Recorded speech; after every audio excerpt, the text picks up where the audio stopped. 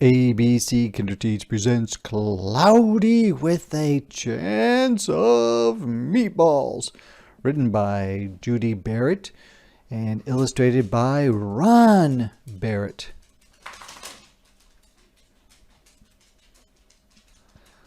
We were all sitting around the big kitchen table. It was Saturday morning, pancake morning. Mom was squeezing oranges for juice. Henry and I were betting on how many pancakes we each could eat. And Grandpa was doing the flipping. Seconds later, something flew through the air, headed toward the kitchen ceiling, and landed right on Henry. After we realized that the flying object was only a pancake, we all laughed, even Grandpa. Breakfast continued quite uneventfully. All the other pancakes landed in the pan, and all of them were eaten, even the one that landed on Henry. That night, touched off by the pancake incident at breakfast, Grandpa told us the best tall tale bedtime story he'd ever told. Across an ocean, over lots of huge bumpy mountains, across 3 hot deserts and 1 smaller ocean, there lay the tiny town of Chew and Swallow. In most ways, it was very much like any other tiny town. It had a main street lined with stores, houses with trees and gardens around them, a schoolhouse, about 300 people, and some assorted cats and dogs. But there were no food stores in the town of Chew and Swallow. They didn't need any. The sky supplied all the food they could possibly want. The only thing that was really different about Chew and Swallow was its weather. It came 3 times a day, at breakfast, lunch, and dinner. Everything that everyone ate came from the sky. Whatever the weather served, that was what they ate. But it never rained rain, it never snowed snow, and it never blew just wind. It rained things like soup and juice.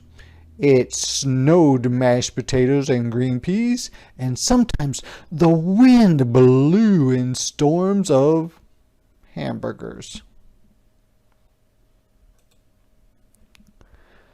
The people could watch the weather report on television in the morning, and they would even hear a prediction for the next day's food. When the townspeople went outside, they carried their plates, cups, glasses, forks, spoons, knives, and napkins with them. That way, they would always be prepared for any kind of weather. If there were leftovers, and there usually were, the people took them home and put them in the refrigerators in case they got hungry between meals. The menu varied. By the time they woke up in the morning, breakfast was coming down.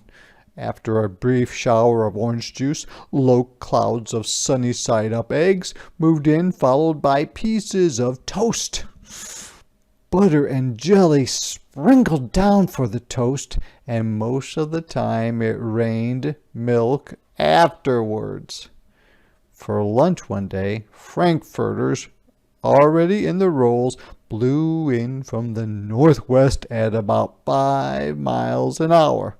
There were mustard clouds nearby, and the wind shifted to the east and brought in baked beans.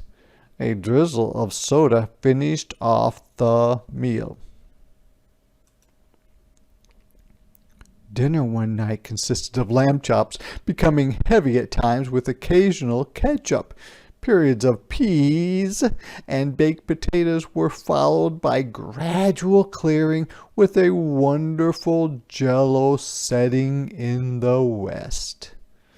The sanitation department of Chew and Swallow had a rather unusual job for a sanitation department. It had to remove the food that fell on the houses and sidewalks and lawns. The workers cleaned things up after every meal and fed all the dogs and cats. Then they emptied some of it into the surrounding oceans for the fish and turtles and whales to eat. The rest of the food was put back into the earth so that the soil would be richer for the people's flower gardens. Life for the townspeople was delicious until the weather took a turn for the worst. The Chew and Swallow Digest spaghetti ties uptown. One day there was nothing but gorgonzola cheese all day long. The next day there was only broccoli, all overcooked. And the next day there were Brussels sprouts and peanut butter with mayonnaise. Another day there was a pea soup fog. No one could see where they were going, and they could barely find the rest of the meal that got stuck in the fog. The food was getting larger and larger, and so were the portions. The people were getting frightened. Violent storms blew up frequently. Awful things were happening. One Tuesday, there was a hurricane of bread and rolls all day long, and into the night there were soft rolls and hard rolls, some with seeds and some without. There was white bread and rye and whole wheat toast. Most of it was larger than they had ever seen bread and rolls before. It was a terrible day. Everyone had to stay indoors. Roofs were damaged, and the sanitation department was beside itself. The mess took the workers 4 days to clean up, and the sea was full of floating rolls.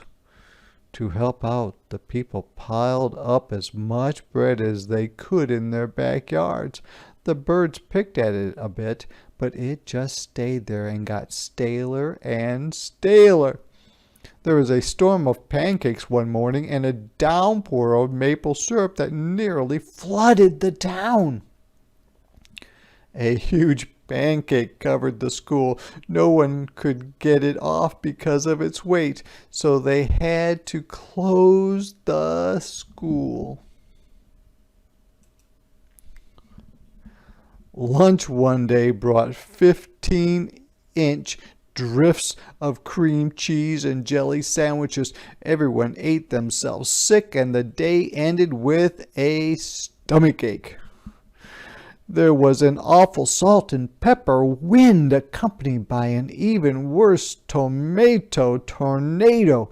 People were sneezing themselves silly and running to avoid the tomatoes. The town was a mess. There were seeds and pulp everywhere. The sanitation department gave up. The job was too big. Everyone feared for their lives. They couldn't go outside most of the time.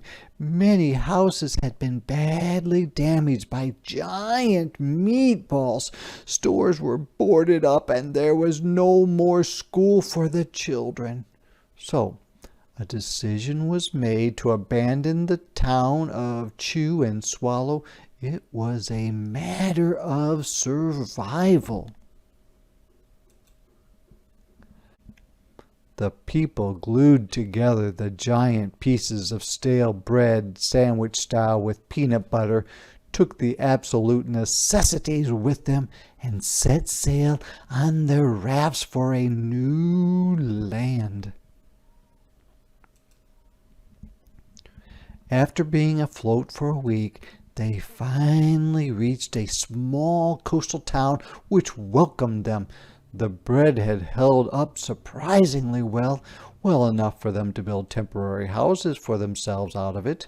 The children began school again, and the adults all tried to find places for themselves in the new land. The biggest change they had to make was getting used to buying food at a supermarket. They found it odd that the food was kept on shelves, packaged in boxes, cans, and bottles. Meat that had to be cooked was kept in large refrigerators. Nothing came down from the sky except rain and snow. The clouds above their heads were not made of fried eggs. No one ever got hit by a hamburger again. And nobody dared to go back to Chew and Swallow to find out what had happened to it. They were too afraid. Henry and I were awake until the very end of Grandpa's story.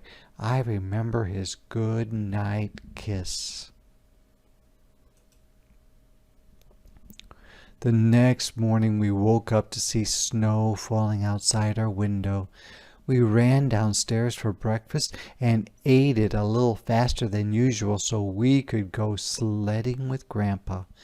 It's funny, but even as we were sliding down the hill, we thought we saw a giant pat of butter at the top, and we could almost smell mashed potatoes. The end.